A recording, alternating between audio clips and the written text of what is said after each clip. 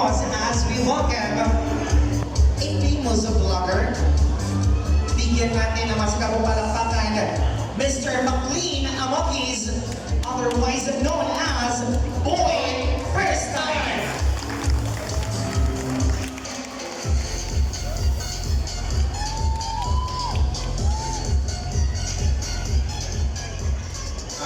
Bago po ang lahat, gusto ko po kayong batiin ng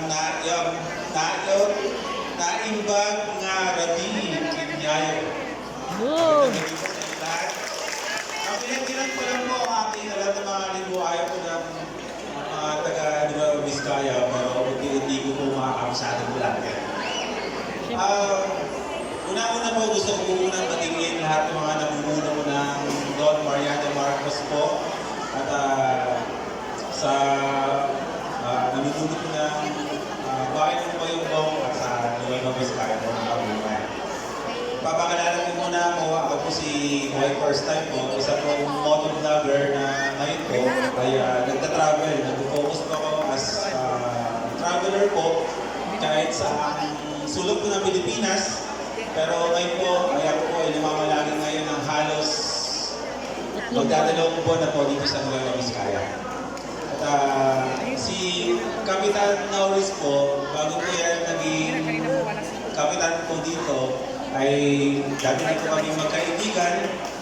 Pareho po kami dati yung motovlogger. Ako po ang unang dinalan niya pong kaibigan dito sa kanyang bayan. At hanggang ngayon, ay magkaibigan pa rin kami. At nakakatuwa na andito ako ngayon sa bayan niya na isa na siyang kapitan. Ay kwento ko lang po sa inyo, i-clear ko lang po ang aking kwento. Napakaswerte po ng barangay ninyo na si Norris dyan ang inyong kapitan. Kasi dati po, magbabarkada kami, magkakaibigan, andun po talaga sa yung puso niyang matulungin. Kumbaga, hindi ikaw yung lalapit sa kanya para humingi ng tulong, kundi siya yung lalapit sa'yo at mag-offer ng ano bang may tutulong mo sa'yo. Ganyan siyang kaibigan. So, congratulations po sa Barangay Don Mariano Marcos po sa inyong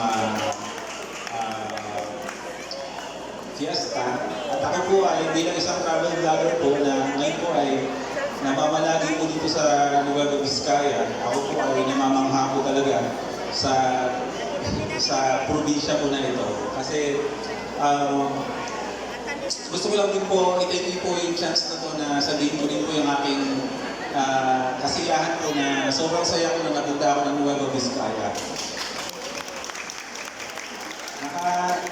Kasama pa kami ng kaibigan, ilang ikot na rin po kami ng Pilipinas. Kumbaga may mga lugar po ako na paborito, puntahan, na binabalik-balikan. Sabi ko, yung type na iniisip ko na may mga bagay ako gustong gawin dito sa Luzon, pero hindi ko magawa-gawa. Kasi nga, mahirap ang travel, pabalik-balik, pero sa totoo lang, nung dumaan ko ako ng Nueva Vizcaya, sabi ko nga sa mga vlogs ko po sa YouTube, sabi ko, yung Nueva Vizcaya dati is dinadaan-daan lang. Tapos sabi ko, nasa-stop over lang ako dito para kumain. Pero nung time na na-invite po ako dito, hindi ko akalain na masusurprise ako na ang Nueva Vizcaya pala is napakadaming pwedeng i-offer po talaga. Hindi lang dito sa mga taga Nueva Vizcaya, kundi sa sobrang dami ng ganda ng lugar na meron ang Nueva Vizcaya na nadi-discover at madi-discover at dapat kailangan malaman ng buong Pilipinas is napakadami po talaga. Nagsimula po ako dito dumating December at ngayon po ay February na.